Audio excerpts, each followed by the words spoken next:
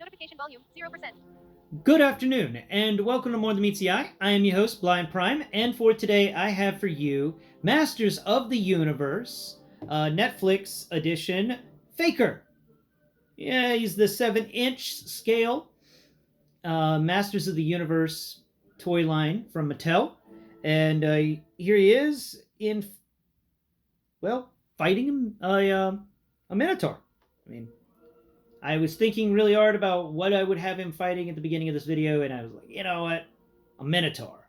Because, Faker's a giant barbarian, and barbarians fight Minotaurs. That's just what barbarians do. Because barbarians are cool like that. Uh, if you like what you see here, and you want to see more, please go below, like and subscribe. Check out my channel. I got plenty of other videos. Holy crap. I've got more than 230 videos up there. They range all over the place. Check out my More Than Meets the Eye playlist or my Blindformers playlist if you want just a generalization. Or if you want more specific things, I've cut them down into other playlists that are specifically attuned to different things. So I got Marvel Legends playlist, the G.I. Joe Classified playlist, a 1/12 scale vehicles / diorama playlist, and so on and so forth. So, check those out if you want. And please, leave a comment below and let me know what is your favorite M.o.t.U figure. M.o.t.U figure? Yeah. What is your favorite one? Personally, well, I'll let you know at the end of the video what my favorite one is. So let's get into the new Faker. Which I'm not sure how new he is, but you can still find him on shelves, so he's pretty new. All right, so we're gonna remove the Minotaur. We gotta just take Faker's hand off of his horn. Ah, darn it, Faker.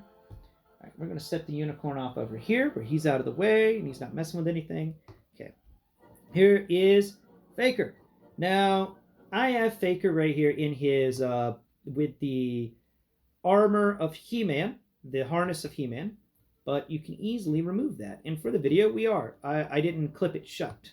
And he's wearing that armor because the Skeletor armor requires removing his head. And if you own any of these figures, then you understand how difficult it is to remove these guys' heads. They are on there.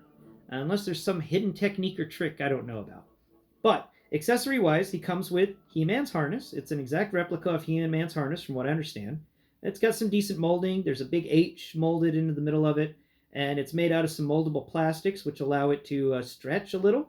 And it's got some clips so that He-Man can wear it, or somebody else can wear it. I put it on. I'm going to put it on somebody else too, because why not? And then we get the Skeletor armor. Now this is a neat armor. Apparently, historically speaking, with this toy, when he first came out, they just reprinted He-Man, but to make him different, they gave him a different sword, and they gave him Skeletor's armor. So this is Skeletor's armor, and it apparently, back then, it was done in orange, and apparently they've copied that this time and done the same armor again. And this is a nice armor. I like the little, even on the edges of these tassels on the sides, there's studs. You can feel where somebody put a metal stud in there, to hold all the leather together. That's a cool little attention to detail. I like that. I love pointing out these little details. So let's see what else we got on here. On Skeletor's armor. There seems to be something molded there at the very front of it, but I'm not sure exactly what that is. It may just be some nice little molds to make it look pretty. Or something else. I don't know. But the straps that go around the round him are really nicely done. I do worry about where they're connected here at the front because this doesn't really feel all that solid of a connection point, and that could be careful. You should be careful with that. And the biggest negative to the Skeletor armor is the fact that you've got to remove the head of the figure, then put the armor on, then put the head back. I really dislike that. But it's a nice armor vest, and you can actually put it on other figures, so that's cool. I like armor that other people can wear. It's really neat. If they ever did that with an Iron Man, if they ever gave us an Iron Man figure that had armor that anybody could wear, who is a 1/6 scale, a 1/12 scale action figure, that would be awesome. So he comes with He-Man's buckler and not the Sword of Eternia, a fake Sword of Eternia that's not as... I'm not sure if this is the same size as the Sword of Eternia, the one that He-Man has, but Yoda screams the power of Grayskull with. I'm not really sure.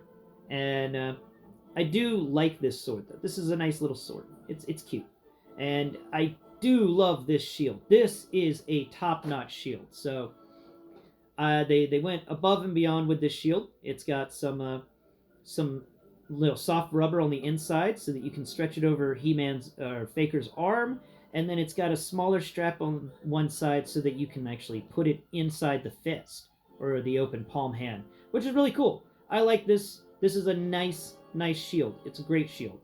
Um, it's even got some really nice molding of leather and studs in little metal strips. Like it's surrounded by metal strips, and it's got some metal strips in there too. But bucklers like this were most commonly made out of wood, and then leather was put over it, and then it was all held down with strips of metal and big metal brackets or studs, like what we feel in the shield. It's cool. And added bonus, it's got nice storage. If you wanted to, if you had a diorama set that has a wall and you wanted some decoration for it, you can hang this up, and you can either do it, by putting the sword in from where the hand sits. But if you put the sword in from where the arm sits, the sword may sink in a little bit further. Like it's going to sink in a lot further. But you could put a hook there in that and actually hang it from a wall in your diorama. I just wanted to showcase that. I thought it was a cool thing to showcase. Okay. And let's get into the head sculpts because it comes with 3 heads. So let's bring out the most recent creation of mine, which is what I call the foot locker. And we're going to bring out his heads from inside the foot locker here. All right. I got some other accessory stuff in there too. There we go. And accessories for the foot locker are this really nice head sculpt of a robot head. I'm not sure what the painting is on it, but it feels really cool. It feels pretty bland too. But then again, it's the head of an android, so it's not going to have really unique textures or anything. It's going to be straight up, just machined parts, and they were going to do it pretty simple. And I love the nose for this guy. That's a cool nose sculpt. The eye sculpts are really nice. His mouth sculpt is really good in this. And then there's little ear sculpts on either side. So he has metal person ears. Now, what they did with the Mattel line and with this He-Man's Masters of the Universe line is that they used this skull as the base plate. And then what they did is they covered it with rubberized plastic and a layer of plastic to make He-Man's head. So here's He-Man's head. It's got some nice hair sculpt to it. It's got that little swoosh on the front that he always had, and kind of like how my hair would look if I didn't cut it so much on the front area.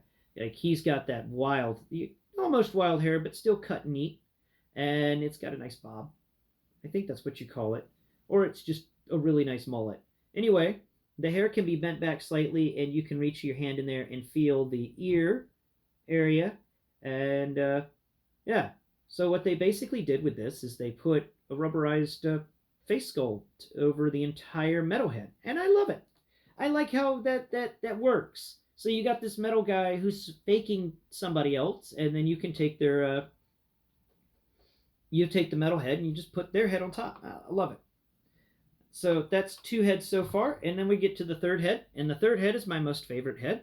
It's got Terminator style damage, so half the head is robot, and he there's a really nice head sculpt, but you can feel in there where the skin gives way to robot parts, and that's an attention to detail I really appreciate. They could have just painted that on, but they molded it in. And the only reason they could mold it in is since they started with the skeleton part of just the basic skull of a robot.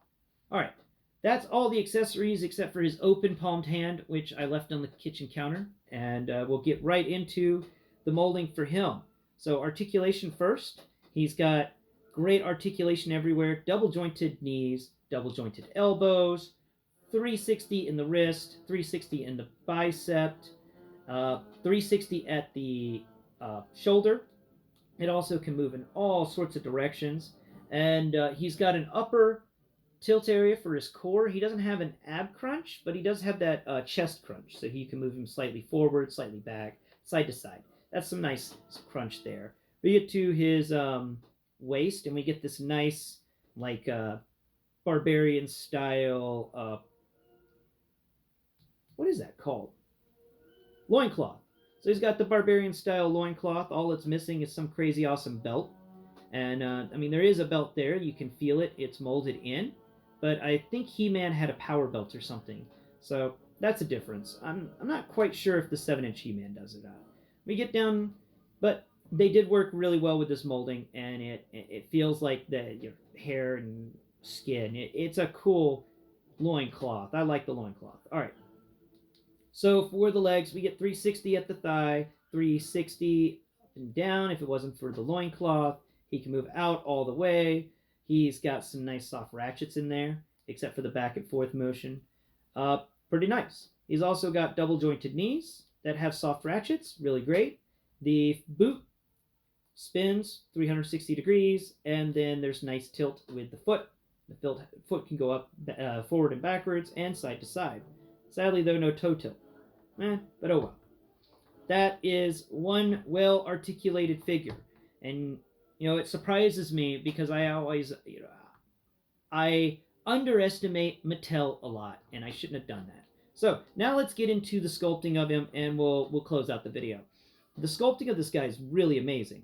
They've got these little notches and stuff where it feels like some of parts of his faker's skin has been ripped off, and there's been metal components shown. He's got little tears in his skin all over the place, and they molded that in.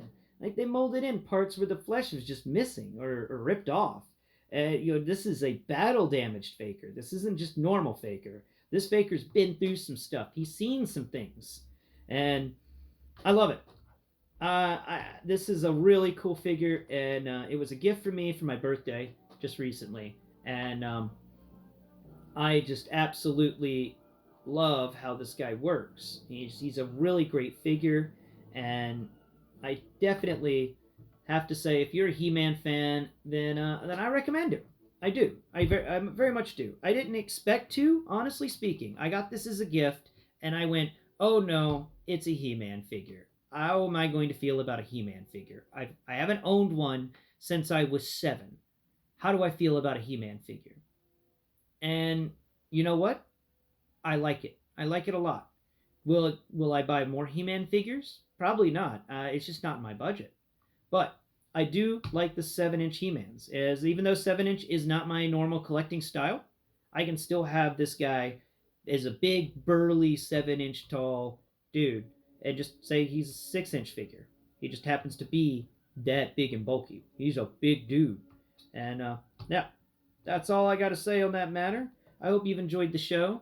I hope that you tune in next Prime. I will be discussing the next and last contender in the Weaponizers series, except for Victory Leo. Victory Leo will actually be a weaponizer from what I'm understanding. So when the Star Saber project finally arrives, that will be a new weaponizer to do for the Weaponizer series, an ongoing series here on Blind Prime. So tune in tomorrow. We will be discussing Fast Track, and yeah, I hope you've enjoyed it.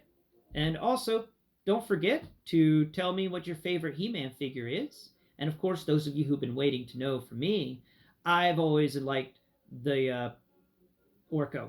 Orko is my favorite.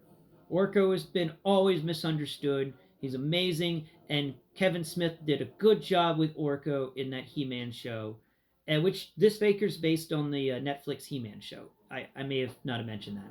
But nope, Orko all the way. I always loved Orko, and always thought he got a bad rap, and he just needed a good person. He needed some good writing done, because Orko had it all. He had all the pieces there to become a great character, and it's just no one ever assembled it.